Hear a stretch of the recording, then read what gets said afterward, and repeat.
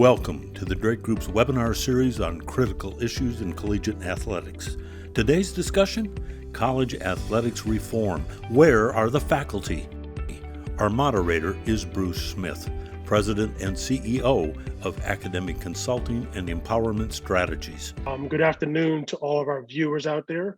Welcome to Drake Group webinar, College Athletics Reform, Where Are the Faculty? My name is Bruce Smith, and I will be moderating today. I am joined today by Janet Blade, Andrew Klein, Mary Willingham, and Dave Redpath. And it seems like Janet is the only person who got the note about the color of our shirts today. We're supposed to be wearing lavender, everybody. We each will introduce ourselves, give a 3 to 5 minute introduction of our work, especially as it relates to where the faculty might be. I will start that, and then we'll go from there. So I'll start with this. When I began my work as an academic support professional for college athletes, I was in the middle of my own PhD program and had just completed my quals. I was intent on being a faculty member. I was going to teach teachers, and I was preparing to write my dissertation at that point. I had to change my topic from race and discourse in high school English lit and comp classes to race and discourse in the world of college athletics. Preparing to be faculty while working in college athletics gave me a unique entry point into the question, where are the faculty? I felt this sense of uniqueness in at least a couple of ways. One was the trust factor. It was really challenging for me to develop trusting relationships with the professionals I work most closely with, the coaches. Coaches with years of experience in college athletics tended not to trust professional educators, and certainly not faculty. And I think each of the folks on our panel today can speak to that. And I can tell you some stories, and I'll withhold those for now, though. Second, my students, the college athletes competing in their sport at the highest levels, and more often than not, placed in the position of academic imposter, didn't always know what to make of me. More willing to trust me than they were the coaches, they needed proof that I was legit. That was a term that they used quite often. A Black man who cared about their growth and engagement beyond the field of play, who was not an overly enamored fan, who had high expectations for them, both on the field and in classrooms. I was not there to treat them like children. I was not there to focus on their eligibility, and I was not there to make excuses for them. A second entry point for me was campus partnerships. And one group on campus that did trust me more than others were actually faculty. I built relationships with faculty at Cal during my 2+ years on campus that I could count on as an academic support professional. And my advisors in the Graduate School of Education at Cal were well known and respected. Passed over to me. While my colleagues in the Athletic Studies Center at Cal, though some were my classmates in that Graduate School of Education, were less able to build similar connections and make similar inroads, I was able to use my background in curriculum instruction to build some pretty strong partnerships. One of the key issues that we'll discuss today is the power of partnerships in supporting college athletes. For me and some others, those partnerships with college administrators were vital. And when we talk about where are the faculty, we really are talking about their ability, their power to build really strong partnerships that benefit those students.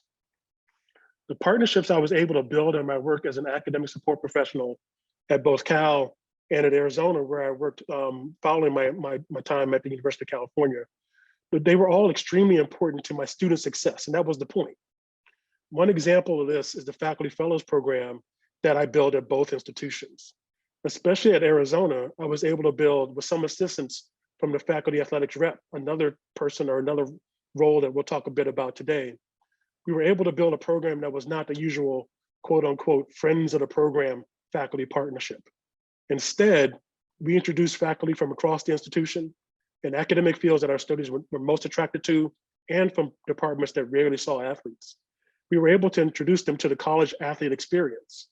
We took the time to listen and learn from their experiences with athletes, and we developed collaborative programming designed to engage athletes beyond their experience as athletes, which is the point. This collaboration ultimately helped the faculty participants see athletes as real people with real goals, real aspirations, real shortcomings, and real talents. Beyond that, these faculty found a new respect for those students who are also, those faculty found a new respect for their students who were also athletes, and the wall was broken. Even in relationships with athletes whose academic skill sets were lacking, these faculty saw an opportunity to teach, to build skills, and to participate in those students' overall growth.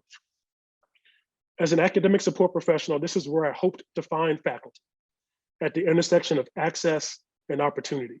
In today's webinar, we will hear from a few people who found themselves at this intersection. Their experiences vary, as well as their perspectives. I'm excited to hear from Mary, Janet, Andrew, and David. They'll each introduce themselves and share their experiences from those particular perspectives. We'll start with Mary, who will talk about faculty and admissions for college athletes, I believe. Then we'll hear from Janet, who will talk about the role of the FAR. Andrew will follow, and he will talk about how faculty can support wellness among college athletes. David, who I've known now for almost 20 years, and I consider a really good friend, will finish our introductory comments. From there, we'll have a list of questions that we want to ask and answer each other, and we're open to Q&A as well. So please take a moment to share your questions and comments in the Q&A, and we're excited for this to be as conversational as it can be, and know that your thoughts are important to the goals of this webinar. So from there, I want to hand it off to Mary. Thanks, Bruce. You didn't tell me I was going to go first. So, yeah. Okay. It's been 10 years, if you can imagine, since the time that the University of North Carolina scandal kind of hit the newspaper, so to speak, because it was Dan Kane who reported this story, and it was 2012, and it was November. So we're almost at the 10-year mark, and it's been quite a ride, quite a wild ride. But I wanted to go back to the years that I spent in the athletic department and talk a little bit about where are the faculty and where I thought the faculty were. I worked in the athletic department at the University of North Carolina, Chapel Hill for 7 years, and I coordinated the tutoring and the supplemental instruction programs. So I was a learning specialist. I'm an educator, I'm a reading specialist. So what I realized during those 7 years while coordinating this extensive tutoring program and brought on a supplemental instruction program where the faculty were very considerate and helpful and willing to work with us in the athletic department and in the academic center. So that was great. It was a fantastic place to work.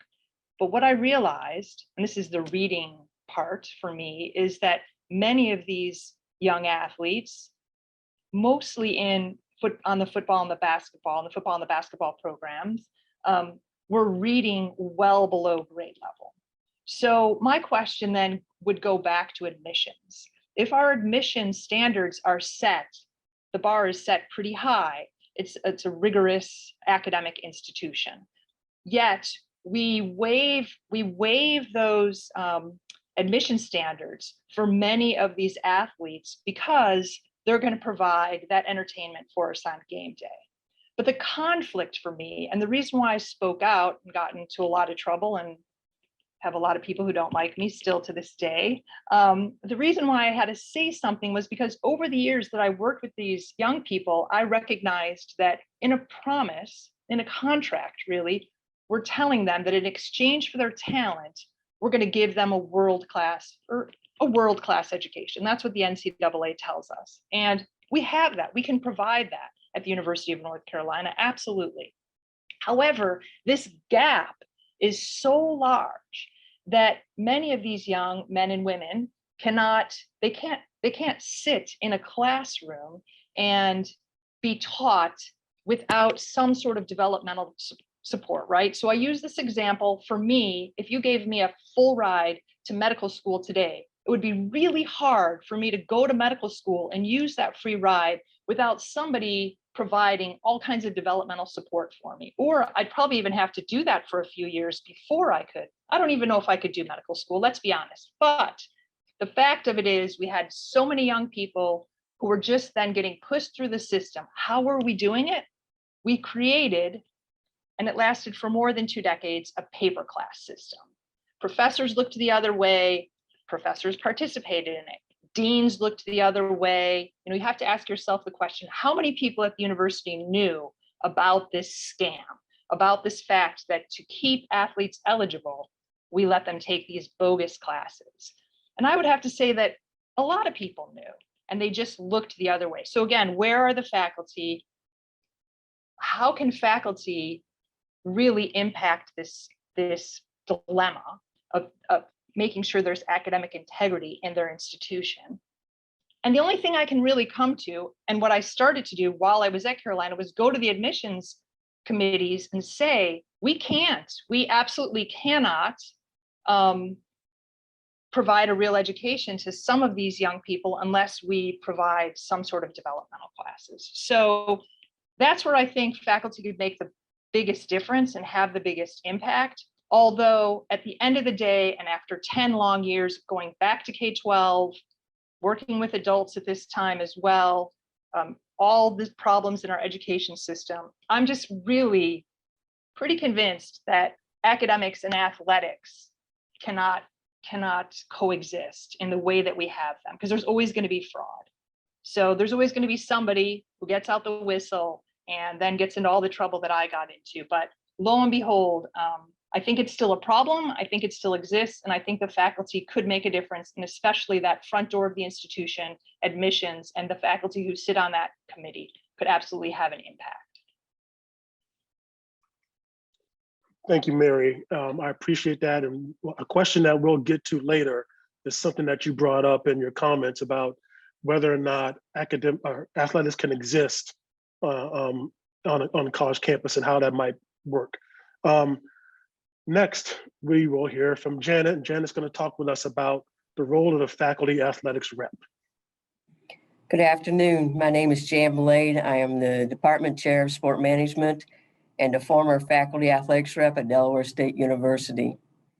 As the faculty athletics rep, I was allowed to sit on several NCAA committees and be very highly involved on our campus with athletics and be able to integrate athletics into various elements of education, the academic side.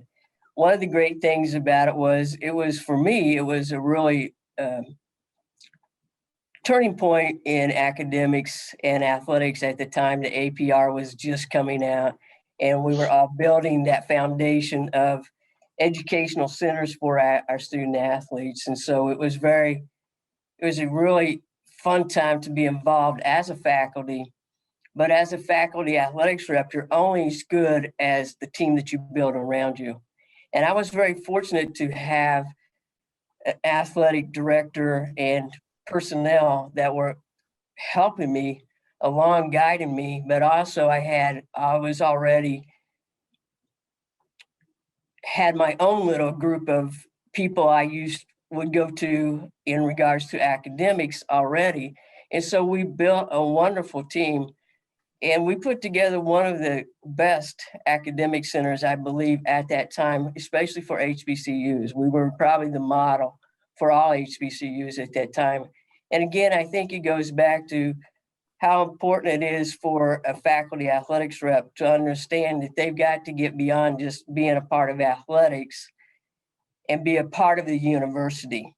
And that means you have to pull in faculty who are willing to serve, willing to take it seriously, willing to do what needs to be done to help build these programs and help address the issues of the students. Because I think also as a faculty athletics rep, you are an advocate for student athletes. You're not just a liaison for faculty and faculty senate. You are an advocate for these student athletes. You're an advocate regarding their academics and regarding their well-being. So you have a lot that you need to address, but you can only address it as much as athletics allows you to. In that regard, I mean, the student athletes have to know you exist. They have to understand what it is that you do in order to be effective. And I was very fortunate under the initial structure I was under. They made sure the student athletes knew who I was. They made sure that they knew that if they had a problem, they needed to come to me. The faculty knew also. I had at times faculties contacting me regarding different scenarios that needed to be addressed within athletics. And I was very fortunate once again because at that time I was serving as the chair of the faculty senate. And so I could address some of these, make sure that faculty senators and departments were aware of who I was, what I did, and what I could help them with if they had any issues regarding athletics. So I think it's important for you to be known from not only athletics, but also academic side in order to become really effective at that position.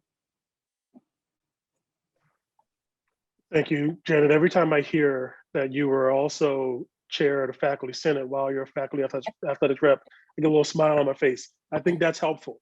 We're going to talk about positionality. I think that's something we'll get into a little later as we go. Andrew's up next. Andrew, welcome. Thank you, Bruce. So I'm Andrew Klein. I'm a professor of geography here at Texas A&M University. And in 2019-2020, I served as speaker of our faculty senate. And as part of that duty, I sat on our university's athletic council, and it provided me a firsthand observation of an appreciation of where faculty have a voice and do not kind of have a voice relative to athletics in our institutions.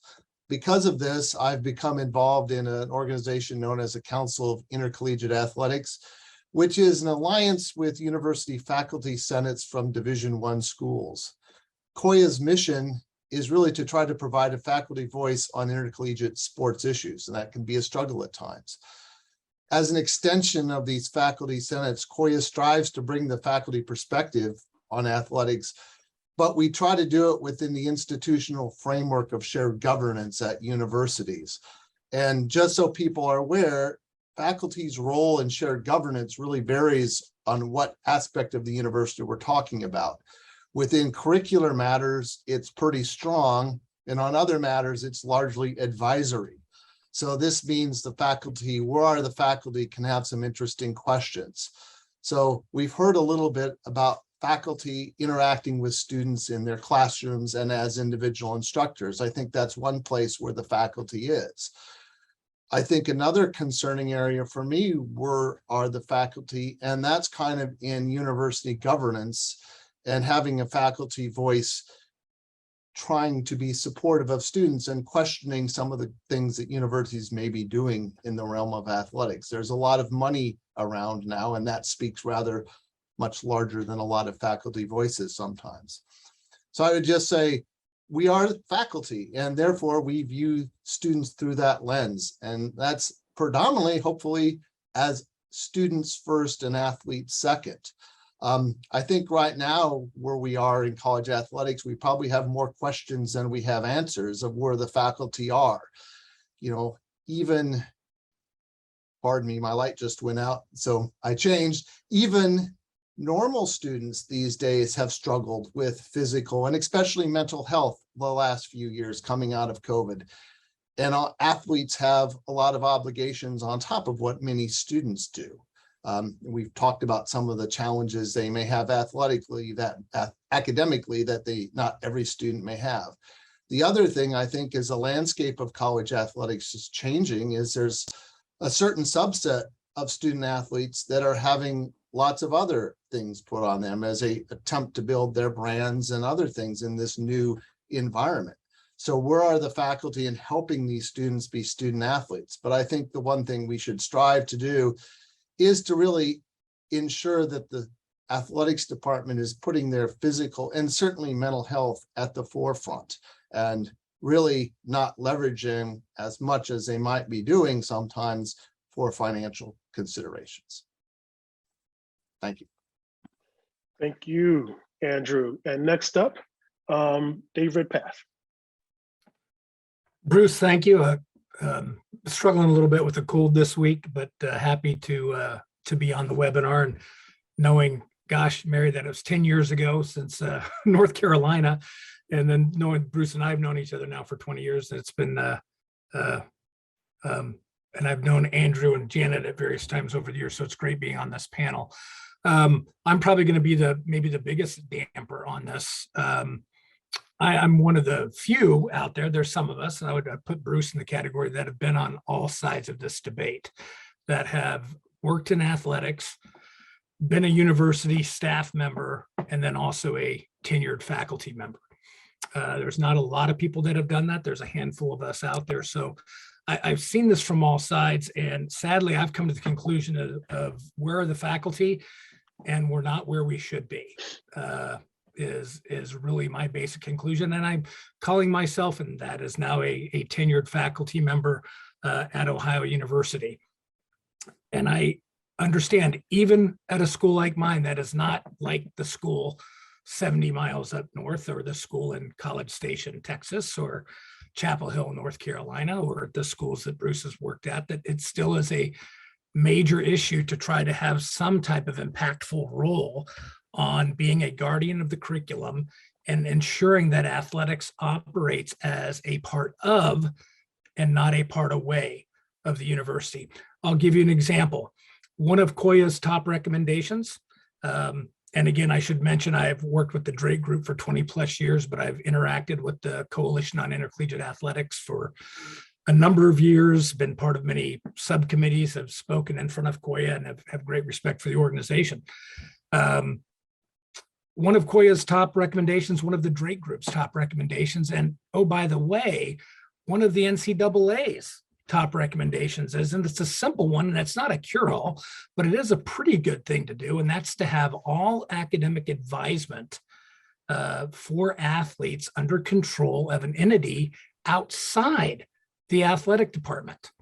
All right, I know Bruce has experienced this in various ways. I know, Mary, I think yours was even outside the athletic department, but that didn't ensure total compliance by any means. But boy, I've worked in a lot of places, including here at Ohio University, where these academic support personnel, who are wonderful people, I have nothing against them. I do believe they want to do the right thing. They want to be like Bruce. Maybe we'll start that. Be like Bruce, right? Instead of be like Mike, but they want to be like Bruce. They don't want to maintain the eligibility. They want to care about the athletes as students, as people, and that they can go on and be productive citizens for the next 60, 70 years of their lives, and not just worry about the next 5 years of their lives. But I was always bothered by that here, that we had our academic support for athletes under control of the athletic department, where coaches, I felt, could exert, even if they weren't doing it. Right? But just the perception of having that control. It's the same thing of having, I believe, athletic training under control of the athletic department, because medical decisions should be made by medical personnel. And the NCAA has recommended that, although not mandated it. I thought it would be an easy fix here at a school like Ohio University, based upon COIA's recommendation. We are a COIA member, by the way.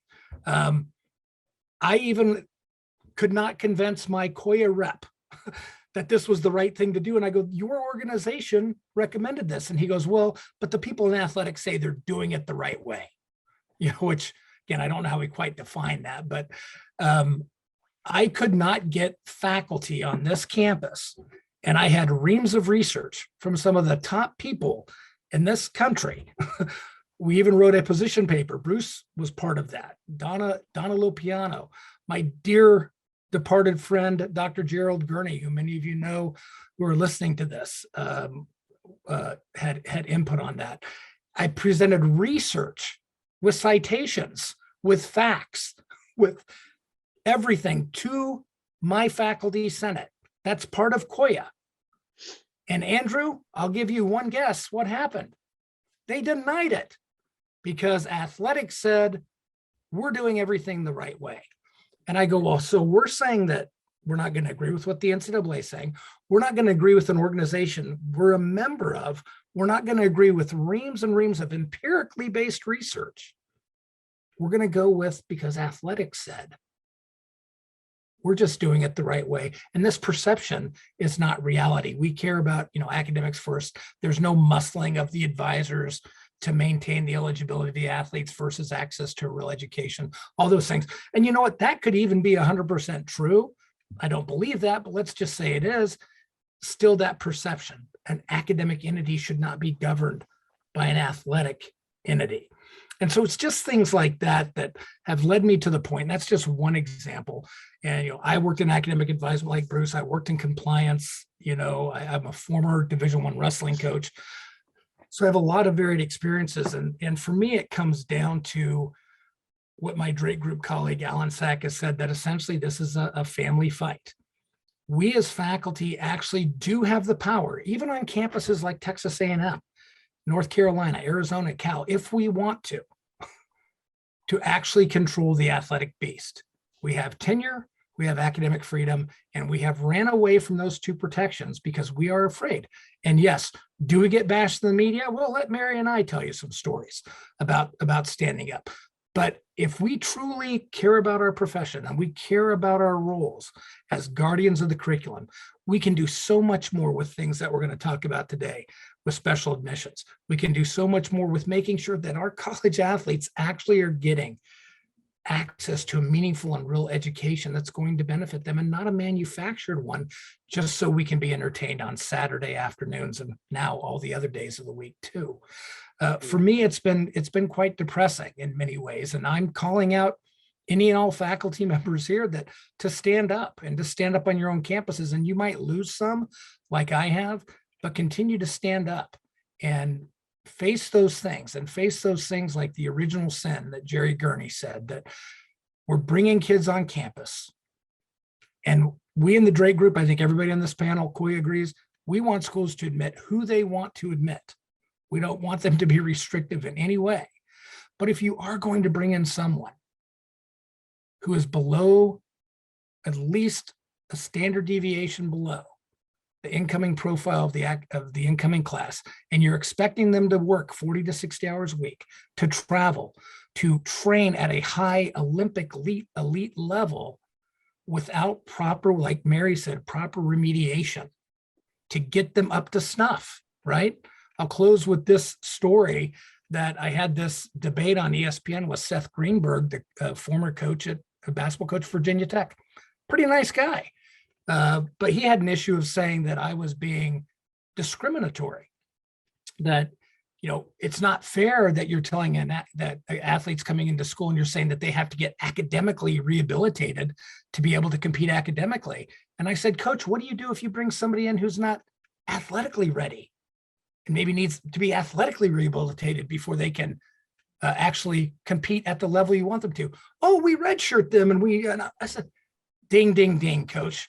We need to do that academically first, which is supposed to be the priority, and faculty can make that happen on their own campuses. And that's what we need to start doing. Thank you, David. One of the things I've appreciated about Dave since the first time we met is his passion and enthusiasm and intensity. I think we got little bits of all three of those just now. It seems like there's a couple of overarching themes, at least. One is be like Bruce, and you can go to the Drake Group website and get your Be Like Bruce merchandise. Can we do that?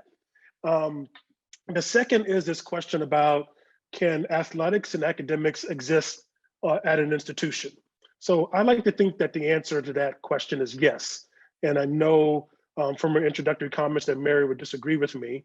But if it's true that the answer is yes, what can or should faculty do to ensure that athletics and academics can live together and do so well?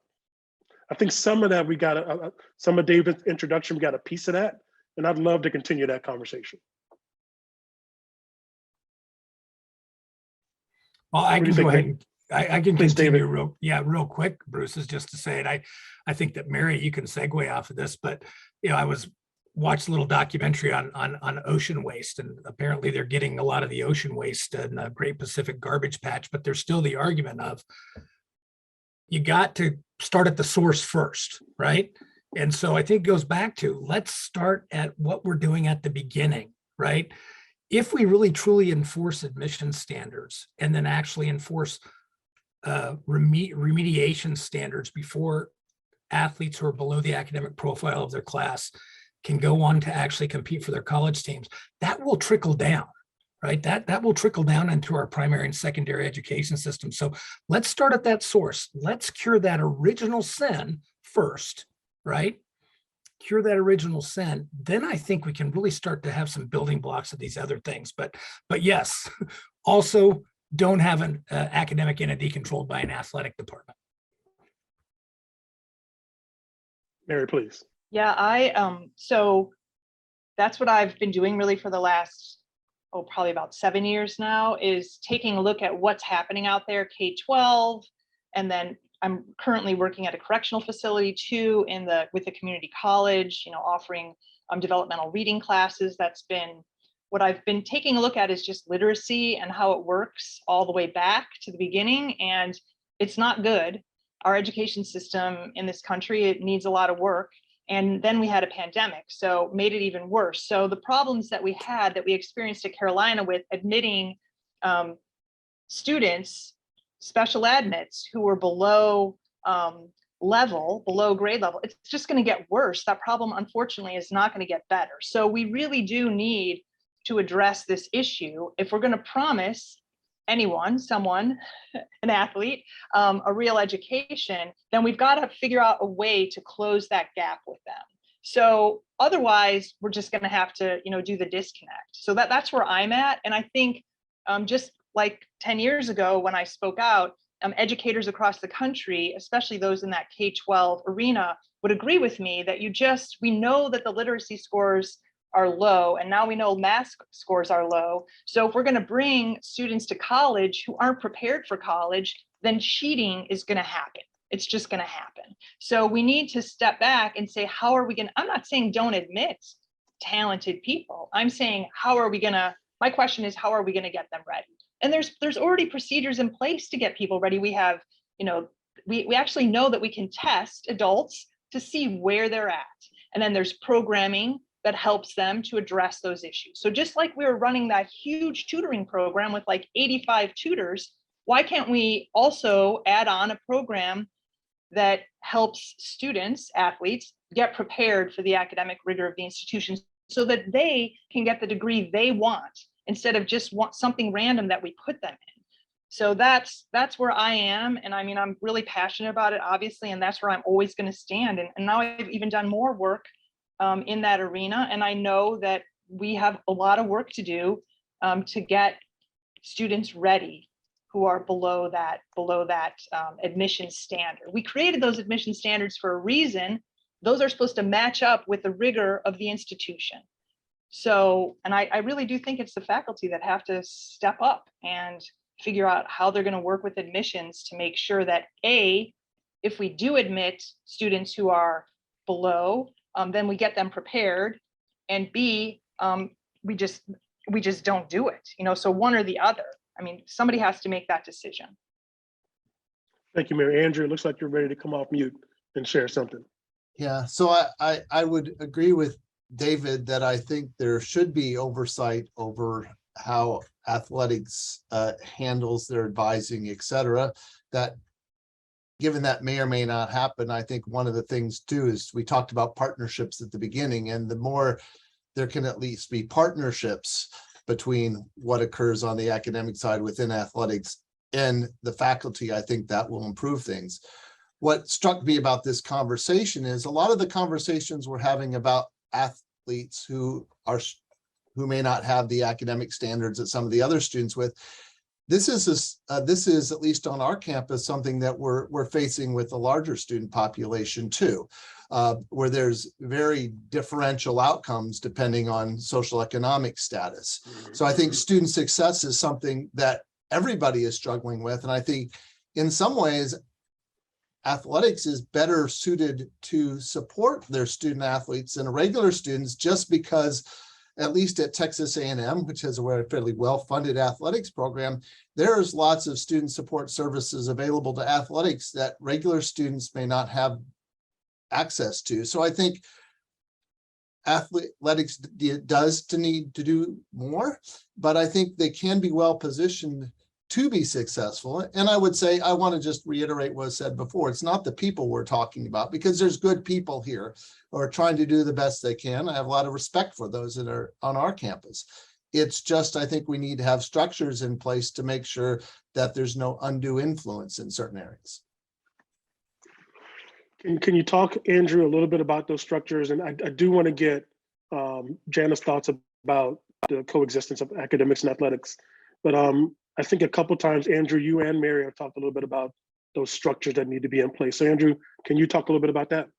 Well, I can, in my own institution, I can say that we do not have much oversight within what happens in athletics. I mean, I have talked to the person who's in charge of academics within the athletics, and in fact, in larger student success conversations on campus. And I do recognize that there's good interactions between that organization and the administrative side of academics at A&M, but faculty do not have direct oversight.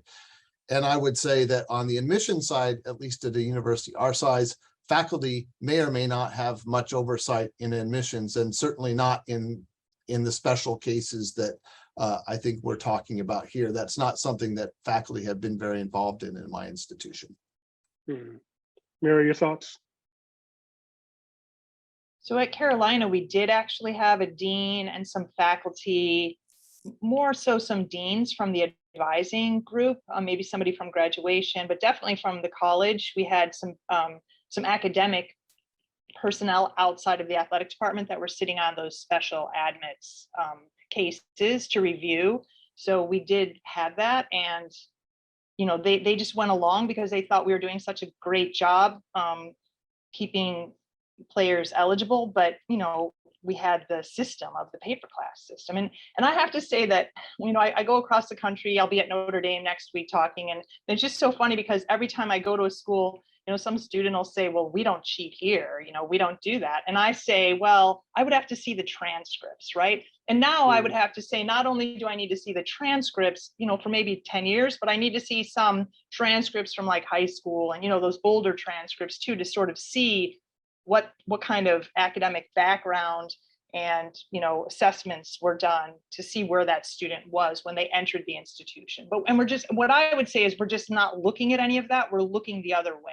And even though I've been gone for 10 years now, or not quite about seven, I stuck around way too long, really. I think North Carolina would agree with that, but I stuck around after the whistleblowing for a couple of years. So I've been gone about 7 years, and I would say that it's got to still be happening, because I'm looking at the research that's coming out of our 8th grade and our 12th grade, all of the statistics that's telling us where kids are at when they egg. And it is socioeconomic. So I want to help. I want to make sure that what we're promising students is what we're going to provide them with, because I truly believe that the way out of poverty is an education. I still believe that. And so if you can't make it on your athletics, you should at least be able to make it with your education. So I just want to make sure that athletes are getting what we promised them. And I do think we have to take a better look at those transcripts and even the who's coming in and what they're bringing to the table from the standpoint of where they're at academically, so we can help them. Yeah, I think that's a really good point, a really fair point, Mary. And we talk about the intersection that I brought up earlier, the intersection of access and opportunity. And that's where we want faculty to be, right? And to another point, I think we all know that, you could throw a dart at a map and it'll land on a school, and people at that school will be able to tell you where to find the class that's an easy A, whether it's an easy A for an athlete or for some other student, right? So that exists. We know that exists. And people don't necessarily think of it, to use your term, Mary, cheating, right? But at some point, the easy A, if the folks aren't doing the work they need to get that would get an A, then something is wrong, right? I definitely think that's a really good point. Janet, you got some thoughts on this question? Well, I do. I think that the cheating isn't just in the classroom. I think the cheating also, I wouldn't say cheating, I would say deceiving, comes from the NCAA and making these big schools thinking they're graduating their student athletes at a higher rate, when in all actuality, the APR is wrong. It doesn't demonstrate that these guys are graduating at a high rate. All it's showing that they're keeping them eligible and they're retaining them until they go to the pros or until they're done with them, and they can write a nice little waiver and get that point taken care of. So all it's showing that they have the staff and the ability to keep these individuals eligible and retain them until they're done with them. And quite frankly, early on, we've moved our athletic academic services underneath our provost. We do not have special admits. We do what the best practices says right. Our APR is below most of the big schools, but in all reality, we graduate our African-American student athletes at a higher rate than most Power 5 schools. And so, do I think that athletics doesn't belong in academics? No, I don't necessarily think that's true, but I do think if a program is geared towards getting their students out and using them for only that a certain amount of time and making them pros, then yes, they don't belong in the academic setting. So yeah, I think that's a really fair point as well, Janet. And it gets to, you talked a little bit about APR and you talked a little bit about the faculty athletic rep position and the responsibilities that you see that the FAR has, right? And I think that's a good way to shift the conversation just a little bit into the role of the faculty athletic rep. And one way to think about that role is to think about this APR system that most folks I know have very little positive, if any positive, to say about, right? So I'll say this. When I was at Cal, I worked with a really good faculty athletics rep, a person that I could count on to not just be the advocate like we talked about earlier, but also be the liaison and represent student college athletes' needs in a really strong way. I was really fortunate that. And I'm wondering if we could talk about how we see the faculty athletic reps role. What should those folks be doing? And maybe one way to frame that is around APR and college student success and the way that we think about that. What do you think about that, Janet? well, yeah, I agree. I mean, they have to be involved on academic, all the compliance issues that go through eligibility. They need to be involved in that. They should sign off on it. I'd signed off on it. We sat actually when we would do it, we would sit with financial aid, we would sit with housing, we would sit with student accounts, and we would sit with the registrar and go through everybody and check them all off and make sure that they were eligible all the way around.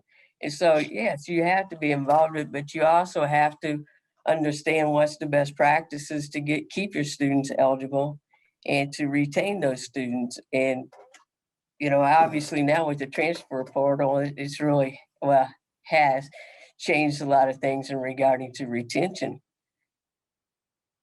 And, you know, again, the faculty athletic reps should be proactive, but they should be proactive in regards to not just them, it has to be their team.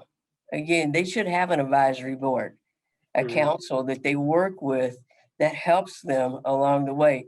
There is no way one person, being a faculty athletics rep, can serve our student athletes and our athletic program and faculty. There's just no way. It has to be a group of people working together. Thanks, Janet. Other thoughts? Does that answer Yes, your sure question? does. Okay. Absolutely sure does. Mary, I think you're trying to come off of mute there and share. No, I wasn't, but I did want to say, because Janet, you talked about this when we met, and you talked about how that advisory group then would be known to the student athlete population. I thought that was a really good point that you made. Yes.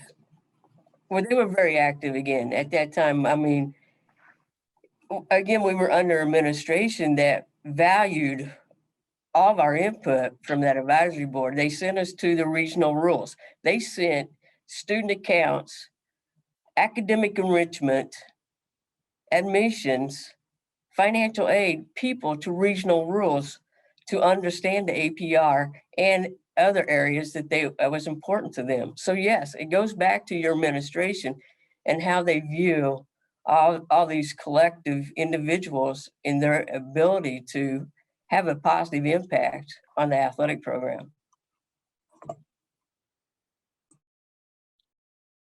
Andrew, Dave, do you want to jump in here? I would just quickly say, I think my understanding is how FARs are viewed varies quite a lot across institutions. And if they're viewed primarily in the compliance regime, which I think there are largely a lot of institutions, that kind of removes them a bit from the academic component. And I know my own institution, the interactions with the faculty senate and the FAR are not, we get a report maybe once a year and that's about it. Largely they interact with the administration and athletics, not as much with the faculty. I think that's an interesting, just one thing real quick, Dave. I think that's an interesting, bifurcation, the compliance part versus the academic part. And far as being asked to do compliance work, but not do work in terms of academic and engagement. And like I said before, I think I was really fortunate to be working with a FAR who was mostly concerned, not with the compliance issues, but with engagement, and knew that engagement, compliance followed engagement. Dave. And I was just going to add that I think, Andrew, you hit it. We've all touched on the importance of a board. And again, I think for me, it's always been a bit of an issue is how the faculty rep is appointed, right? That you're serving at the pleasure of the president, right? So how the president feels about what a faculty rep can or should do is often very malleable, for lack of a better term. And I've worked on several campuses where I've had good faculty, or I say I have, in my role in athletics as an athletics administrator, primarily in charge of compliance and student services. I really was the faculty rep, and I were joined at the hip, essentially. And to this day, I'm good friends with several of them, and others not so good of friends, because I had good faculty reps and bad faculty reps. They may feel the same about me. That's fine. But a lot of the faculty reps, sadly, I think Janet can speak to this, are ones who want to go on the plane to the big game, want to go on those basketball junkets to Hawaii, and they really become the big cheerleaders rather than being that person who's supposed to be at the vanguard of protecting the athletes, the academics, and if they do work in compliance, but being that person to support the athletes rather than just being along as a cheerleader. I've worked with both. I've worked with great ones like you have, Bruce, and Janet, as I'm sure you were and are as a faculty rep. Mm-hmm. But I just often wonder, should the position not be appointed by the president, and it should be voted on by the faculty senate? Mm-hmm. Something to think of. I know other schools do it different, but ultimately, I don't think that position should serve at the pleasure of the president. Other thoughts? I have a couple on that. I agree with you to an extent, because I have seen some of the faculty senate candidate nominees that they've actually put in place, and I think that you wonder why. But also there was a link that they were given a term, and unfortunately, when you're looking at a 3-year term, by the time you're finally getting to the learning curve up, now all of a sudden your term's over. And I think that's another issue. And I will tell you the other issue, well, a couple other issues, is obviously with faculty athletics reps, is an issue of are they getting release time? Do they have a budget? I had release time and I had a budget. It came out of the president's office. It did not come out of athletics. I was not associated with athletics in any way. And I have a lot of the FARs that I've known didn't have either. And so it's very important that, again, to be under structure, be under individuals administration who understand the importance of that and how time consuming that position can be and should be. Mhm. Well, thank you for that, Janet. And I think what we've heard through the thread on this question are some really good recommendations if we want to think about the role of the faculty athletics rep, especially in the 21st century. There are issues and concerns that are popping up in college athletics that are new to our time, that are new to the field, and we need to be thinking about those in some really particular ways. I think it's right to say that college sports is at a moment of major transition. Mary, I think someone mentioned the transfer portal, or I think it was Janet, you mentioned that earlier. We talk about NIL, that's the thing we haven't, I can't believe we haven't said those three letters together in this conversation just yet. Revenue sharing is a thing that's popping up. The possibility of athletes gaining employee status, and then unionizing, how about that? And I'm wondering if we could think about what roles faculty can play during all of this transition to support student success. I'll go ahead and start, Bruce, just by saying you brought up a lot of things that I think maybe are inevitable, not just things that may happen. So I think we have to be proactive rather than reactive. And I think as educators, there's so many different things now. And maybe as we fortunately or unfortunately learned during the pandemic, there's so many different things that we can do with regards to delivering an educational experience. And perhaps, and I did notice one question, and I'll just touch on it briefly, is, maybe really think outside the box if we wanted to be transformational, that, we're the only country in the world that has a large proportion, or its largest proportion, of elite sport development in virtually every sport. Not all sports, but virtually every sport attached to the primary, secondary, and higher education systems. If we're going to continue to do that as a country and not create alternative models outside the educational space for that elite development, as any other country in the world almost, then we maybe need to look at and say, look, if we go to an A&M or an Ohio State and look what these football players are doing, why are we making them take 12 hours per semester? Why do they have to meet, I don't want to say arbitrary, more defined percentage of degree and satisfactory progress guidelines? Maybe let them get their education on their own path, their own pace, which is what a lot of European athletes do. And as you know, Bruce and Mary, I've done a lot of studying in Europe, that they're not in any box there. I think we're putting our athletes in a box to say, like, look, what would be wrong with going to Texas A&M? And Andrew, I'd love to hear your comments. If athlete goes to Texas A&M and says, I'm gonna give you X years. I may leave after 1, may leave after 2. I may stay here for 4 years, or my whole entire 5 years, and in redshirt 1 year.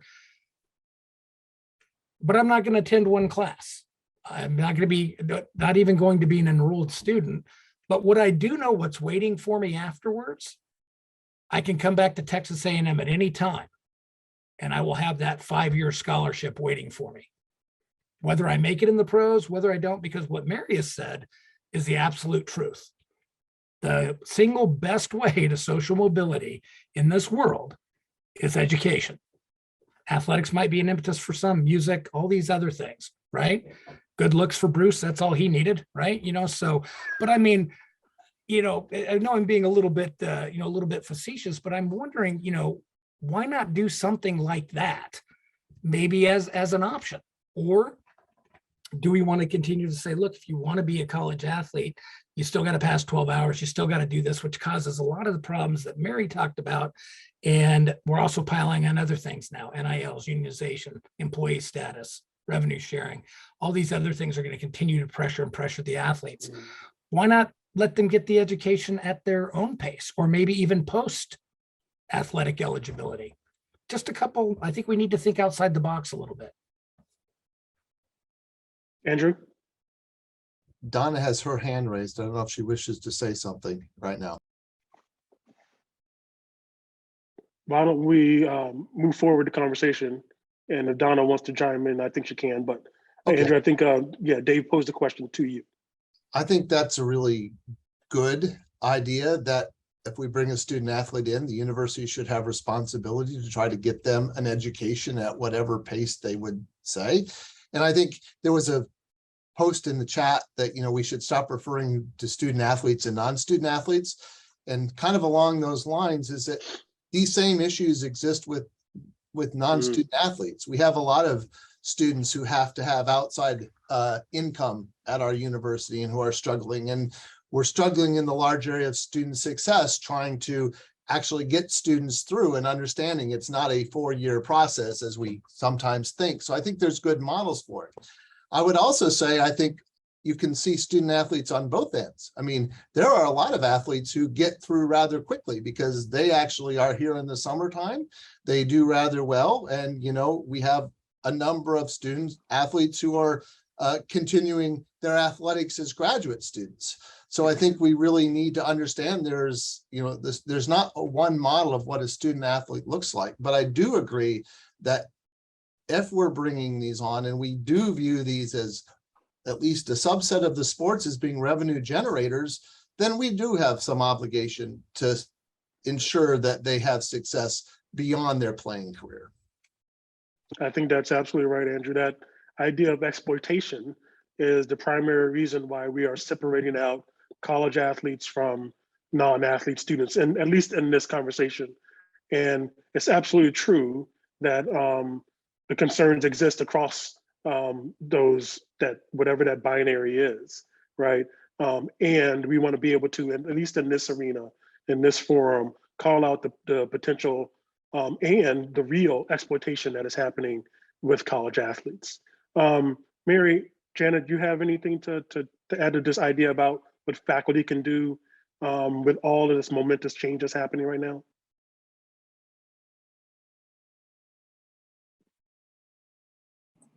Not really, but I do have a comment regarding allowing just student athletes to come and go. My whole thing with it is I don't care how many courses they take as long as they're paying for them. If they want to go outside the box, I that's fine, because we put so much money into, as a country, we put so much money into athletics, and only the tip of the iceberg makes enough to cover its own budget. The rest of us, we're all viewing, as Donna had said earlier during another conversation, that most people think that every program makes money in athletics, and that's not the truth. But yet they feel like it's justifiable to continue to put money into programs that are not making money, while we have students leaving our universities in major debt, not student athletes, but students overall. And I think that, again, you want to go outside the box of athletics, that's fine. Then maybe they should be paying for their own way, because we got to do something about the students who are leaving our universities with such great debt. All right, that is absolutely a real problem, Janet. I appreciate that. Mary, anything to add? I think the question about the professors, and with all of these new ways that college sport is becoming more and more semi-pro sport, right? That's what's really happening. And so my question back is like, why do professors have to deal with that? Again, it's like it just goes back to me to where we would say that athletics has hijacked our institutions of higher education. So it even just says it's stronger to me now, as all of these ways in which I do feel are just, because we haven't talked about race today, but that's another issue that I think is something that in American we're holding some of these players to different standards. I often say it's just one more way that we keep our Black males out of our economy by not paying them. So it's not that I don't think we should, I think we should, but then I'm like, why should a professor of French, history, why should he be made to deal with all of this semi-pro sports goings on now, because why shouldn't he stay in his lane and be that really awesome history professor? It's just making things even worse from the standpoint of our academic institutions. That's my opinion. I think that's fair, and you're right. We haven't tread into the topic of racial exploitation just yet. And I think you ask an interesting question after that. Why should the history professor be asked to do a little bit more to support the college's athletic endeavors? I'm not sure. Well, I do have an answer, and I want to hold on to that. But I want to get the thoughts of others on that question as well. Andrew, David, Janet, anything you want to add answer to that question? So that's a good question. I think one thing that we're learning at universities in general, again, is that student success really varies a lot on a lot of factors. And so faculty have to be concerned about student success in many different ways. So maybe athletes are one dimension of that. But I would also say that I hope the institution would be able to develop structures in which individual faculty don't really have to do all that much, but faculty who are in leadership positions working with the administration would actually address some of these larger questions. So I would hope that the university could not impact every individual faculty, but those that would like to work on some of these issues would have a greater voice. I don't know if that kind of answers your question, Mary, but that's kind of my thinking. Dave, what do you think? It's a good question, and but I agree. If it's going to get harder and harder, why should somebody in biomechanics be worried about what's going on? And maybe it's leading to what Mary, you kind of alluded to, which I think we really going to have, I think, a choice. I can't predict the date, but I do think we're going to have to look at what has been described to me as maybe even a lifting and separation of at least some sports, or at least the elite sports aspect from our educational model.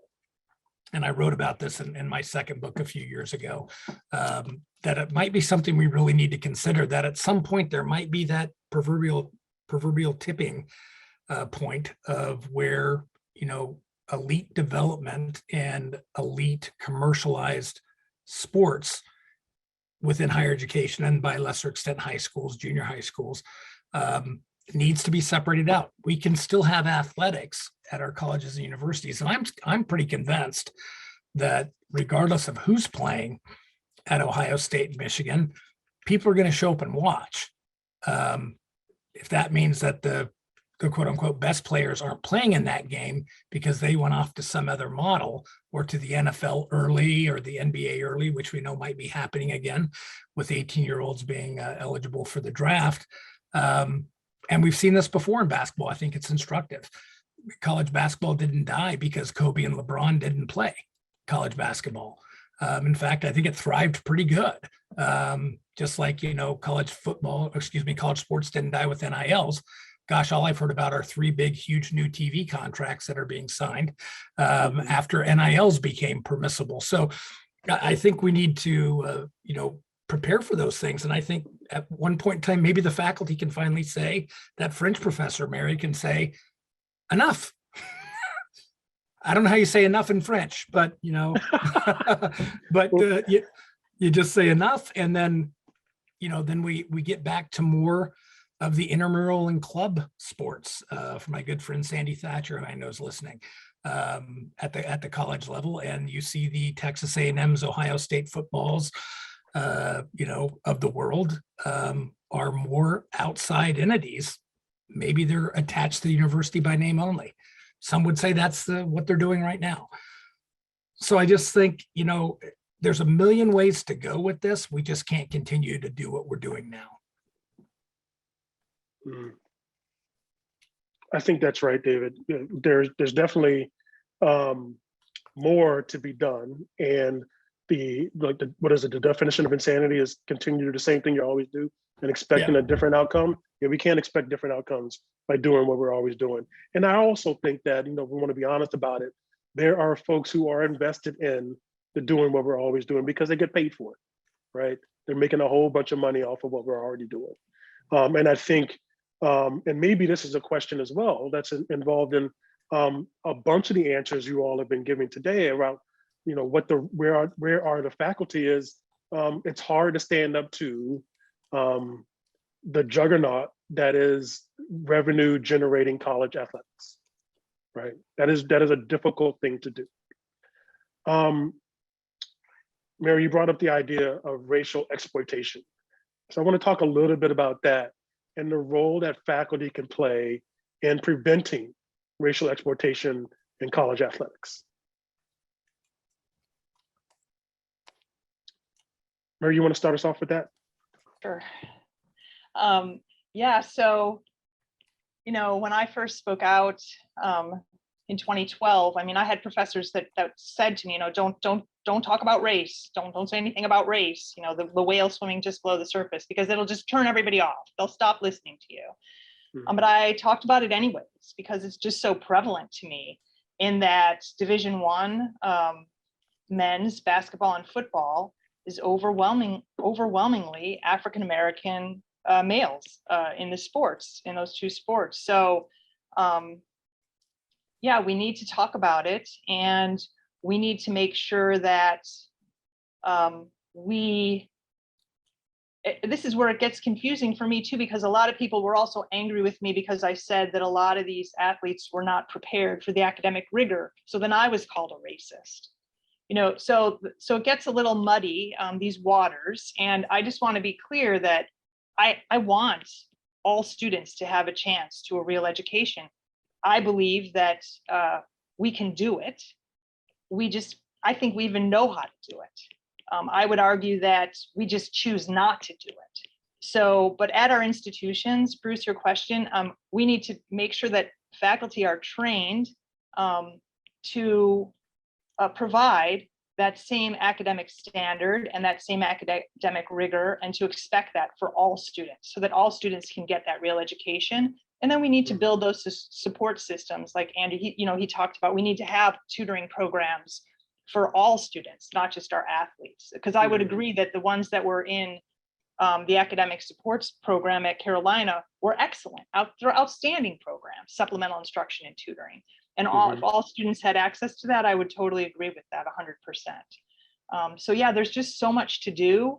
I work with a group called the Teaching Lab, and we work with teachers, kindergarten through 12 teachers across the country, doing just that, making sure that all teachers understand the importance of academic rigor for all students, and that all students have access to really good instruction and really good materials. And that's a place to start. But really at the university, by the time students get to the university, that should just be a given. It's not necessarily the case. One good example of that is the paper class system that Carolina created in African American studies. And I would argue that those kind of systems exist all across the country. And if you tell me that anything has changed, I wouldn't really believe it. And I would say that I'd have to take a look at the transcripts. Again, same thing. So I don't know if I really answered your question, but I think you're getting there, Mary. And I think it's an interesting part of that question is about the amount of resources, time, energy, money that you're talking about in terms of building such an expansive developmental program. And I'm wondering if we could think about, if we think about racial exploitation, we think about what we can provide for athletes, regardless of race, and students, regardless of athlete status, how many resources and how much time would be needed to prepare a group of, say, special admits athletes even, for success in college courses, when their learning challenges and ideas about sports and education are so diverse and so wide that they require, that really extensive amount of individual attention over a long period of time. Can we talk a little bit about that? so your question is more, how long would it take? Like, what would that look like? Yeah, How long it would take, how much resources? I think the question, and this comes from the Q&A, is really about Can colleges, for lack of a better term, afford to do this? Do institutions have the time, money, energy, what have you? Well, one of my suggestions would be to partner with their community college systems.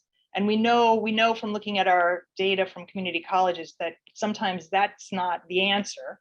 But I do think that it's, at least I feel like that developmental reading and some math courses are on the right track at the community college level to get students prepared for whatever it is they want to study, that be a trade or a college education, going to medical school, law school, whatever you need, whatever your dream is, that I do think that there is a way to prepare students for that, given wherever they're at. And the question is, how long will it take? I mean, that's going to depend on where that student is at. Are they somewhere in a middle school level? Are they somewhere already in a high school level? What level are they at? And is it different? Like, are their math skills higher? Are their reading skills lower? I mean, you'd really have to take a look at all of that and analyze that. But these are easy problems. We already know how to do it. We just have to choose to do it. And I don't really think it would cost that much. I don't think it would cost more than we were already spending at Carolina on all those programs that we were spending money on. I really think that's a really good point, that last piece. We already know how to do this, right? I think also your recommendation to tap into community college systems is a really good suggestion as well. When I was at Arizona, we did some work with the local community college and providing not just the developmental assistance, but we had students taking classes at the community college that would count toward their degree at the college, that would count toward their full-time status at the college. So those are things that athletes have to worry about.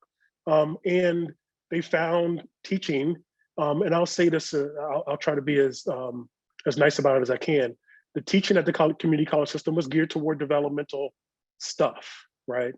So they found folks who were more prepared to teach them based on their needs than they might have found at their institution. The problem I have with that is that if I'm a University of Arizona student, I need to be taking my classes at Arizona.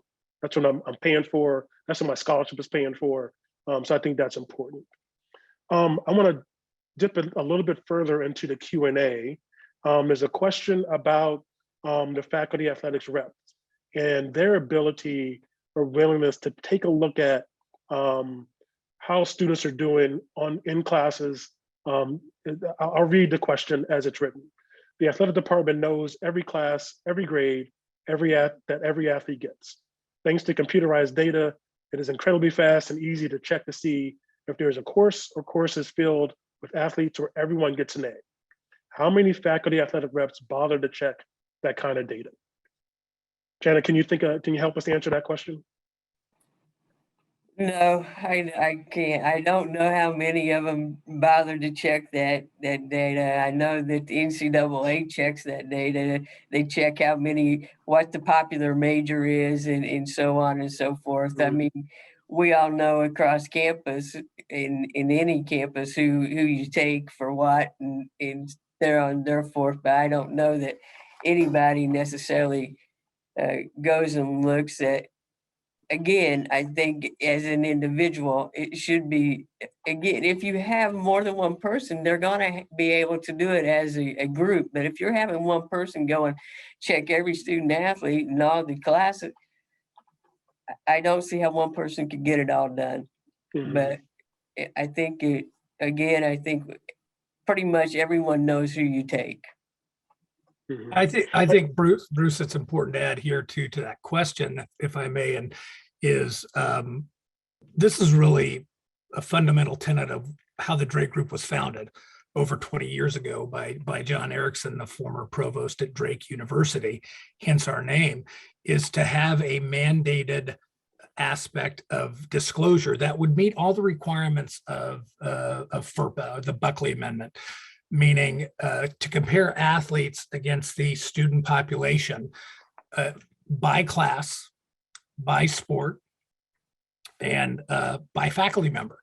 I always agreed with John on this, and getting back to what at the beginning of where the faculty is, we all have to admit this is the one thing that gets universities moving, and certainly the one thing that gets faculty moving is embarrassment, right? I think we would still have the paper class system at North Carolina if not for Mary Willingham speaking up.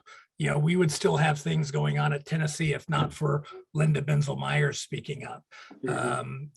Sally Deer Healy at Stony Brook. And I bring up these names because they are the winners of the Robert Maynard Hutchins Award that the Drake Group gives out to faculty members that have courage to bring up these issues. But to allude to another point that you have is part of the reason why faculty, and I'm not saying this is correct, but part of the reason they don't want to do that is because they see what happened to Mary Willingham. They see what happened to Linda Benzel Myers. They know that they get absolutely skewered unfairly, personally and professionally, and that damages their lives in many ways. Long term, it's horrible. And it is very difficult, as you said, Bruce, to stand up and do this. But disclosure would be a great mechanism. And this is something that could be mandated by Congress, could be mandated by faculty senates. I've even brought it up here at Ohio University that we should at least have a faculty senate panel, if you will, review this data. And if there is, and Andrew, I hate to bring this up because I think it's been about 15 years, but it was brought up by Richard Lapchick several years ago of 80% of the Texas A&M football and basketball team were enrolled in poultry science. I have nothing against poultry science, Andrew. It's probably a wonderful major and probably some kids want to do it. But you know what? I don't think 80% of the football team wants to do it, right? Or what happened at Auburn with the independent studies or the paper classes. If we're doing that, we need to expose that, and disclosure would do that, would be a great tool for the faculty that actually would empower the faculty more. But of course, we push back against it because we're afraid of the embarrassment and certainly afraid of the public scrutiny. Yeah, I would say a couple things there, Dave. You know, I think there's a connection to the racial exploitation piece there as well, right?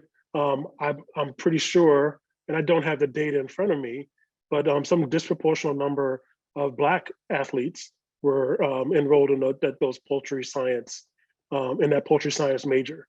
And like you said, I'm sure it's a great major and there's some folks who would be genuinely interested, but that there's something to look at there. I'm also wondering if, maybe the word isn't wondering, I know that folks don't stand up because of the scrutiny that they will face afterwards, right? And I'm wondering about the role of their faculty peers, and especially and including, you, Dave, you keep bringing up Faculty Senate. I think that's an important institution, right? Important mechanism at our institutions. And so what role other faculty play in supporting those folks who stand up? Well, I think it's important, and I want everybody to speak of this, but I will say that, you know, I would think Mary felt certainly, you know, buttressed a little bit by those of us that reached out to her and just said, hey, you know, we're with you. And I know there were people at North Carolina that were with her, but there sadly were a lot of people at North Carolina faculty that were not with her. And that was a real issue that I had, because they wanted to more protect the athletic enterprise. And again, it wasn't like, you know, they were protecting something that they were doing something right. And Mary was just some rogue, strange person out there. They had a real fundamental structured racial problem here, and Mary brought it to light. And you know, someone like a Linda Benzel Myers, where I was not part of this at the time, but Drake Group, we had no money at the time, but Drake Group faculty members, I think a dozen of them actually flew down to Tennessee to support her at a faculty senate meeting because most of the faculty at Tennessee were against her. You think of Jan Kemp many years ago at Georgia. She literally was out on a limb on her own because she's basically said that this, hopefully not our next US Senator, but Herschel Walker was not going to class, you know, at Georgia, you know, and because she, you know, was saying stuff like that, that they became ostracized because it damages this brand and it damages the myth that, hey, things like the Carolina way, or we're doing things right here. Like Mary said, we don't cheat at our university. You can't tell you how many times I've heard that many people just don't want to believe that. And again, we need to continue to expose that. Disclosure is a great tool, but faculty, again, it's a family fight. Faculty should be standing up to faculty who are doing the right thing. If Mary was lying, and, you know, of course not, but the evidence was overwhelming. The faculty should have been behind her at North Carolina. I think it was just a small percentage, Mary, if I'm right. It was, you know, I would say it was 40%, 30, 40%. I mean, it was the problem is the administration was so against me, right? But just for the record, everyone, I'm fine. Like I turned out fine. I got a job again. It's all good. I have my health. Everything's good. So, but yeah, I mean, because I know what I said was the truth, and I think it helped a little bit, at least move the conversation forward. So, but yeah, I do think that I had some faculty, but again, the administration, and it was public relations, and then don't forget fans. That's short for fanatic. So they went a little crazy, and with the hate and everything. But so yeah, it wasn't too pleasant, but I did have like the Drake group and a whole lot of support from whistleblower organizations in Washington, D.C. and so on and so forth. So looking back, it was unpleasant, but there's worse things, really. Thank you. We're closing in on the bottom of the hour, but I know there's a question or two still left that I want to get to in the Q&A. And I know my good friend Carl would not forgive me if I didn't get to this question that he likes to ask when he gets a chance. So, and I'll read his question from the Q&A. Thanks to science, we now know far more about the devastating impact concussions and the repetitive subconcussive hits can have on the human brain. How do you explain the silence of faculty members in schools of public health, nursing, and medicine? How do they not object to the university promoting a sport, football, that causes brain damage? And I throw soccer in there as well. Andrew, you want to take a shot at that one? I'll take a shot. I'm not in those. I'm not a medical expert, but I can say I struggle with that myself, right? I mean, we certainly know the science would suggest that, and but faculty, I would say, are fans too, right? I mean, we like we like to go to these sports too, so I think that's part internally. But I agree. I don't know what the answer is, Carl. I really don't. In some ways, yeah, we should be saying no, because we do know that it is problematic, both at the college level and also at younger levels as well. You're absolutely right. Yeah. Janet, can you answer that question from the faculty athletics rep perspective? Actually, not really, but I do know that when you have to look at the protocols and you have to know that they're in place, but the fact of it is that we're not involved in that. We're not told about, unless a student athlete comes in with an excuse saying I've had a concussion and I can't go to class. We really don't know that that's going on. We don't know how severe it is because, again, we don't get told. And, that's a good point. We don't ask. Maybe that's what we should be doing, is asking for reports on the number of concussions and severity of those concussions. So, yeah, I agree. We should be involved in it, not stand by. That's a good point. And go ahead, Dave. I was going to say, Bruce, I think it comes down to that, colleges and universities obviously are using the university athletics as their so-called front porch. Football is a major vehicle in that promotion. I'm a fan of football. I played football, but I also understand exactly what Carl is saying. So I had a chance to meet Bennett Amalu, the concussion doctor that Will Smith played in the movie a few years ago. And, he said this, that his major thing is he's not trying to destroy football. He does not think that full contact football should be played by anybody under the age of 18. And at the age of 18, that we need to have actual informed consent, that we really need to tell these athletes who are playing that they understand exactly what they're doing and what may happen if they do this. And at the age of 18, that they would have that capacity to give that informed consent if we truly educate them and tell them what's going on. Same thing with, professional athletes.